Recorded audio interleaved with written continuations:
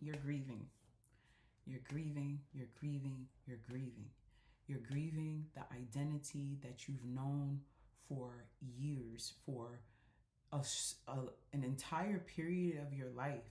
And it's like you're having, in being stretched, it's like you don't resonate with anything around you. You might find yourself having disagreements with people. You might find yourself not really having capacity for certain experiences.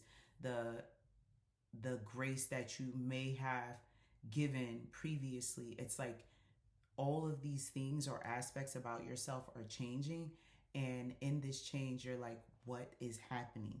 And you might even be filled with so much emotion, right? You might not even know, what am I feeling right now? But what you're feeling is you shifting into the new version of yourself. And sometimes you may want to do to distract yourself from what is actually happening, but there's no distraction that needs to happen. So I wanted to make a video earlier in the day, and it was like I was forcing it. I'm like, okay, God, Spirit, Source, what do you want me to tell your people? Meanwhile, I'm thinking about I was thinking about like where I am now and what Spirit had me do as far as transitioning out of corporate, closing my metaphysical store, enrolling myself in Pilates teacher training, all these different things. But it's like, as I'm reflecting, or as I was reflecting, I heard Spirit said, have I ever forsaken you? Have I ever left you hanging? Have I ever not come through? Have I ever not given you the plan? Have I ever not shown you the more of who you are? Have I ever not put you in a position to win? Have I ever? And so it's like, no. And there's a scripture. This is from 2 Kings chapter 4. One day the widow of a member of the group of prophets came to Elisha and cried out, my husband who served you is dead, and you know how he feared the Lord. But now a creditor has come threatening to take my 2 sons as slaves. What can I do to help you? Said Elisha asked. Tell me, what do you have in the house? Nothing at all except a flask of olive oil. And Elisha said, borrow as many empty jars as you can from your friends and your neighbors, then go into your house with your sons and shut the door behind you. Pour olive oil from your flask into the jars, setting each one aside when it is filled. So she did as she was told. Her sons kept bringing jars to her, and she filled one after another. Soon every container was full to the brim. Bring me another jar, she said to one of her sons. There aren't any more, he told her, and then the olive oil stopped flowing. When she told the man of God what had happened, he said to her, now sell the olive oil and pay your debts, and you and your sons can live on what is left over. Now, the irony to all of this is that we are all the widow, and we are both the widow and Elisha. We both are the ones who can create and provide the miracle and the blessing, as well as the one who has fear about their current state. And so I was sharing this with my babies today because I found myself not isolating, but when I'm processing big feels and big emotions, I tend to choose to not project that onto my family. Emotional intelligence is important to me, and I am not one of those mothers that hides life from my children. I'm definitely here to prepare them for adulthood.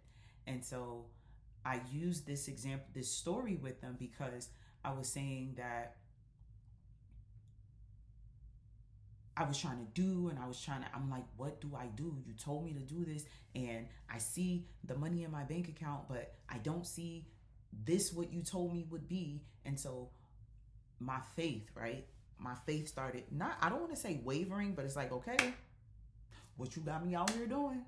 Are you sure this is what you want? And so I ended up going into my sauna blanket. So I'm sharing this with you. So when you are having these feelings of feeling overwhelmed, or the intensity of who you're becoming, that you step back, you step away, and you just go pivot to something else. So for me, that looked like being in my sauna blanket then that looked like me going to the gym. And now I'm here, right?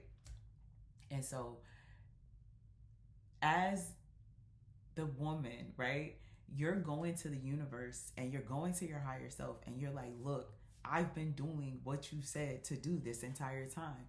You know that I'm real faithful. You know I'm all about manifesting. You know I'm all about following my higher self. And you know about I'm all about being my highest self in my highest timeline. However, this 3D reality, what I'm looking at, what I can physically see, is starting to threaten my security. It's starting to threaten my belief. It's starting to threaten my humanity, right? Because we are human beings and this is our life experience and you get to live this life. And so your higher self, who is also Elisha in this story, is saying, what can I do to help you?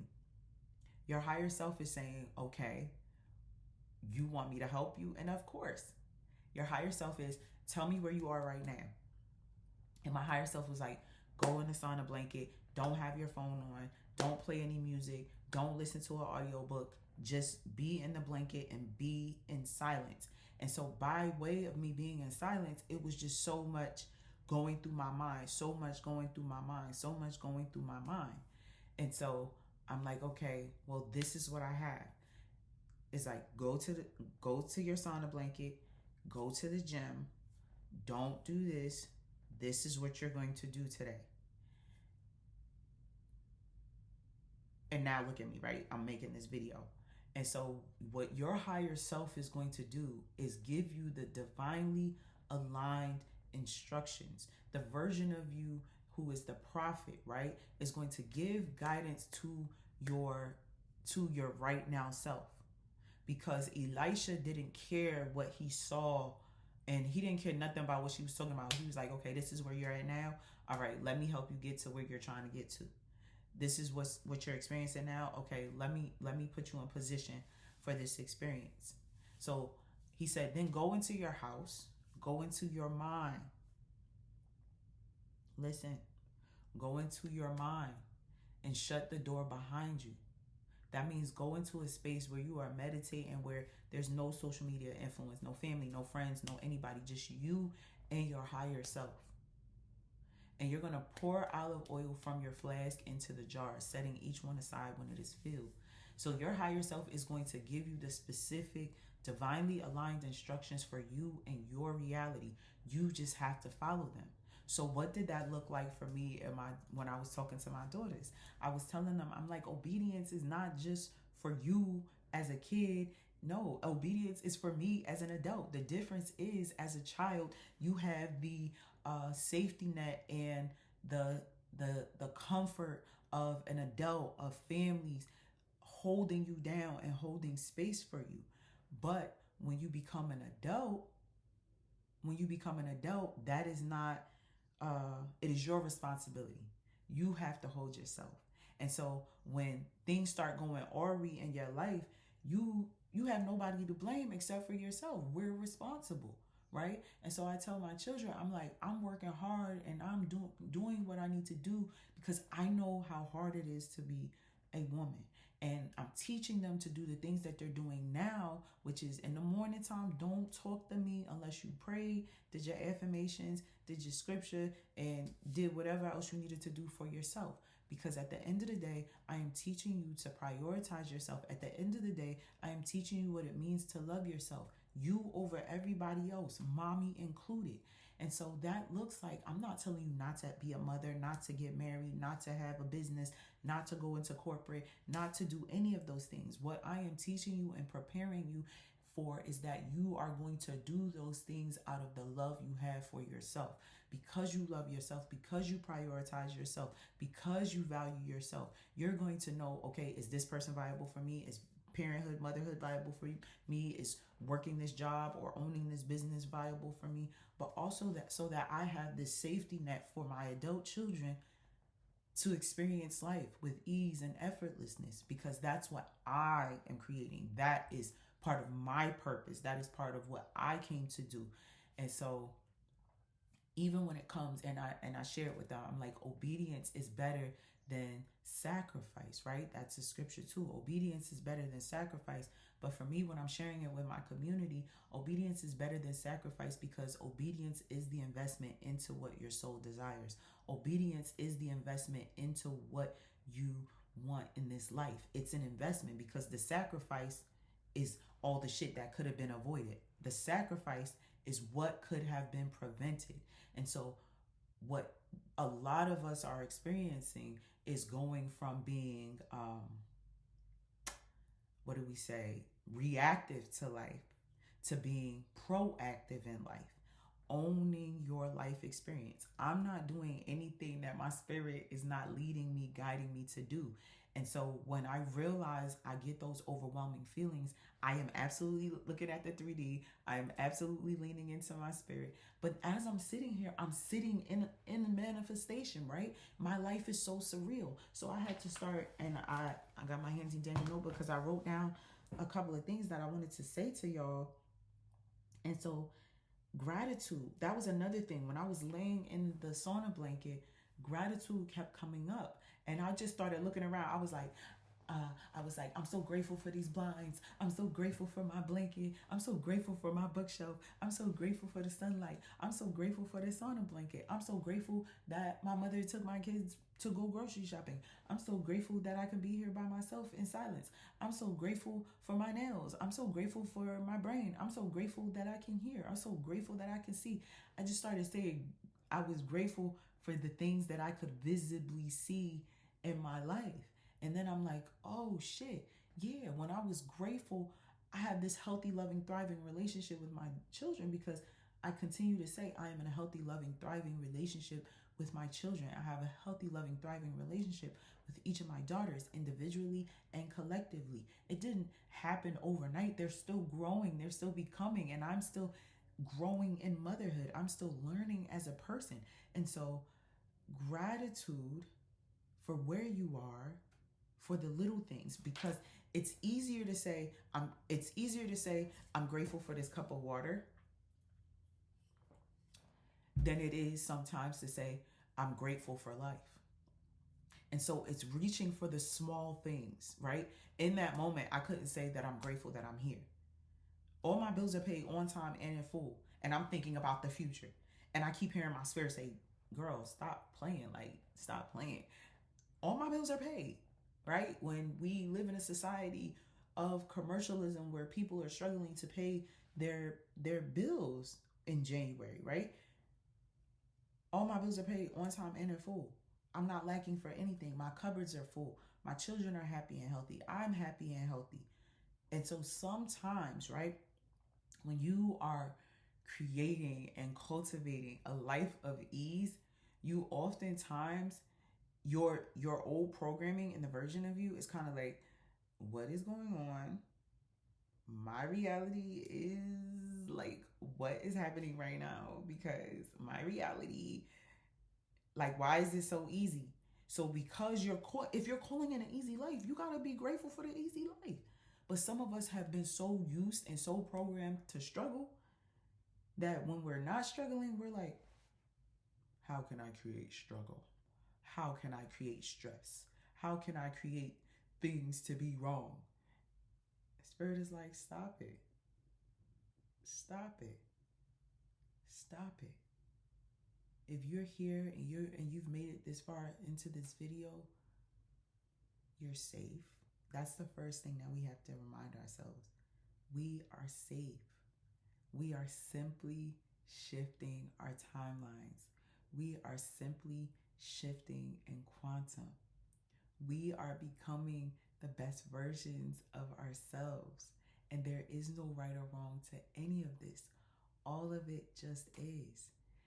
And you are simply becoming a new you. And you're grieving. You're grieving how easy certain experiences were. And so, I was telling my daughters when I was talking to them, I'm like, I was so in my head. I'm like, dang, am I supposed to go back to corporate? Should I go back to corporate?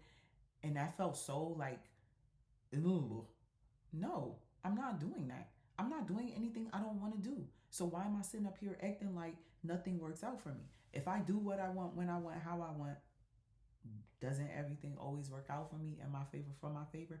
Don't I get to live a life of ease and effortlessness? If I've been saying my life is easy and effortless, right? If I've been saying my life is easy and effortless, why, when it's easy and effortless, am I stressing? Stop it. You ask for peace, but now you're like, I'm by myself. Nobody hit me up. Nobody wants me around. You ask for peace. That means everybody that was once around you was disturbing your peace. That means everybody that was once in your sphere, in your aura, was draining you. They were pulling at your life force. So if I'm calling in a healthy, loving, thriving sisterhood, I went to dinner last week, and the sister that I went out with, she was like, "Oh, I got the bill," and I'm like, I could pay for it. Like, it's cool. She's like, "Oh, you don't like the receipt." I said, don't call me out. Don't call me out. But it's a part of control. And I was like, I do like to be in control, because if I'm getting to know somebody and they try and treat me to some shit and they like, "Oh, I got it," you trying to get me to owe you something. I don't have nothing for you. I don't have nothing for you. So leave me alone. You trying to get me, no. And if I'm calling in healthy, loving, thriving relationships, friendships, familial experiences, wealth, money, networking experiences, then this means that I have to receive it. I have to open myself to receive it. And that's the same with anything, right? What it looked like is not what it is. Y'all watch me, those who were a part of the Rich Life Collective, be in a healthy, loving, thriving romantic relationship until it no longer wasn't. Because the person that I was with could not sustain the frequency that I was on, and could not sustain where I was growing to. And that doesn't make that person a bad person. That doesn't make them wrong. I had to release them in love. And I think that's what it is. We have to start releasing people, places, things, and experiences in love. And the people in my real life who are like, "Oh, okay, yeah, anybody can go. Anybody can get gone. Anybody who's out of alignment with the me that is my highest self and my highest timeline. Thank you for moving out of my true divine masculine's way. As I continue to prepare myself, as I continue to become. And it's about being clear about what it is that you want and who you are and who you're coming to show up as. Again, there's no right or wrong. I had 2 experiences yesterday where I was like, what is happening? Like, y'all testing my gangster, y'all testing my heart. Like, what is this? I'm like, oh my God, I can no longer give what I used to give freely. I no longer have the capacity to hold space in the ways that I used to hold space. Why? Because I've done the work on myself. I've done the work to develop my emotional capacity, my emotional intelligence, my communication skills, my faith, my spiritual presence, which means I can only align with those who are doing the same. And that goes for you too. You are here because you are aligned to me, and I'm so grateful. And as I'm writing, I'm looking down in my notebook. Okay, we are moving from fear-based programming within ourselves to faith-based programming within ourselves. Faith knows everything works out for me. Faith is my reality. So if faith is your reality, guess what? You're going to be put in positions where you're going to have faith. You're going to be put in positions where you're going to have to believe in yourself. You're going to be put in positions where you have to trust. And I'm not saying it's easy, but I am saying that it's effortless. I am saying that it requires you to tune in. It requires you to pay attention.